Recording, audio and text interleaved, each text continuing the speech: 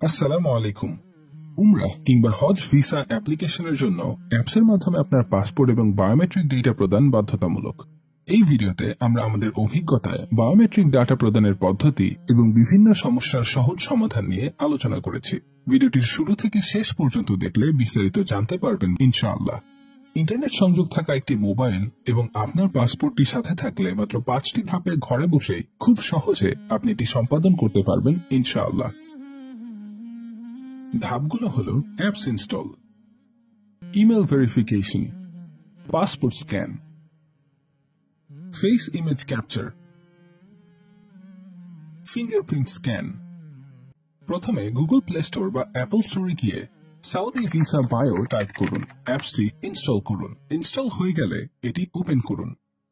Email ভেরিফিকেশনের জন্য self enrolment বাটনে ক্লিক করুন। এবার কন্টিনিউ বাটনে ক্লিক করুন। অ্যাপসটির টার্মস এবং কন্ডিশন অ্যাকসেপ্ট করার জন্য টিক বক্সে ক্লিক করুন। তারপর স্টার্ট সেলফ এনরোলমেন্ট বাটনে ক্লিক করুন। এখানে আপনার মোবাইলে ব্যবহৃত ইমেল অ্যাড্রেসটি দিন এবং তারপর সেন্ড ইমেইলে ক্লিক করুন। আপনার দেওয়া ইমেইলে একটি ইমেল ভেরিফিকেশন লিংক চলে গিয়েছে। ইমেল ভেরিফিকেশনের জন্য গো টু ইমেইলে ক্লিক করুন। মোফা বায়ো অ্যাপ থেকে আসা ইমেলটি ওপেন করুন। ক্লিক হিয়ার টু ভেরিফাইতে ক্লিক করুন। এবার আপনি হজ কিংবা উমরাহ যে ভিসার অ্যাপ্লিকেশন করতে চান সেটি খেয়াল করে ভিসা ইস্যুইং এম্বাসিতে বাংলাদেশ ঢাকা সিলেক্ট করুন।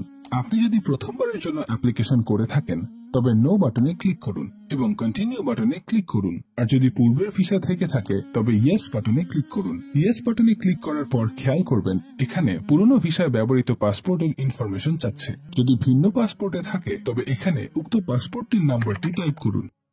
আপনার পাসপোর্টটির বায়ো পেজটি স্ক্যান করার জন্য স্ক্যান পাসপোর্টে ক্লিক করুন। স্কয়ার রেখাটি সবুজ দেখালে মোবাইলটি কিছুক্ষণ স্থির রাখুন। পাসপোর্ট ফটোটি কনফার্ম করার জন্য টিক বক্সে ক্লিক করে কন্টিনিউ বাটনে ক্লিক করুন।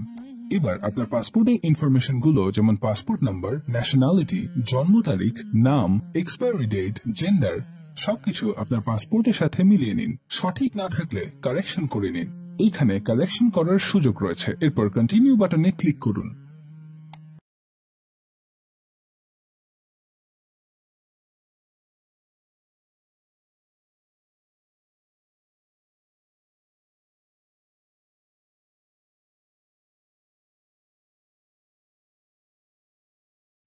স্টার্ট ফেস ক্যাপচার বাটনে ক্লিক করুন এবং আপনার ফেস স্ক্যান করুন। অল্প আলোতে সাদা দেয়ালের সামনে দাঁড়িয়ে ফেস ক্যাপচার করলে সহজে হয়। স্টার্ট ফিঙ্গারপ্রিন্ট স্ক্যান বাটনে ক্লিক করুন। প্রথমে বাম হাতের বৃদ্ধা আঙ্গুল স্ক্যান করুন। গোলাকার রেখাটি সবুজ না হওয়া পর্যন্ত ধরে রাখুন। এরপর বাম হাতের 4টি আঙ্গুল স্ক্যান করুন। এবার ডান হাতের বৃদ্ধা আঙ্গুল স্ক্যান করুন। সবশেষে ডান হাতের 4টি আঙ্গুল স্ক্যান করুন। আলহামদুলিল্লাহ, আপনার সবগুলো ডাটা প্রদান সম্পন্ন হলো। এবার এই কনফার্মেশন টিক বক্সে ক্লিক করে কন্টিনিউ বাটনে ক্লিক করুন। কিছুক্ষণের মধ্যে মোফা বায়ো অ্যাপ থেকে আপনার প্রদত্ত ইমেইলে একটি অ্যাপ্লিকেশন নাম্বার চলে যাবে। এবার আপনার ইমেল ওপেন করুন এবং মোফা বায়ো অ্যাপ থেকে আসা এই ইমেলটি ওপেন করুন এবং অ্যাপ্লিকেশন নাম্বারটির স্ক্রিনশট নিয়ে আপনার ভিসা এজেন্টকে সরবরাহ করুন। আপনি যদি অসুস্থতা কিংবা শারীরিক কোনো অক্ষমতার কারণে ফিঙ্গারপ্রিন্ট ডাটা প্রদানে অপারগ হন তাহলে ফেস স্ক্যান সম্পন্ন হওয়ার পর ফিঙ্গারপ্রিন্ট অপশনে গিয়ে নিচের এই অপশনে যান।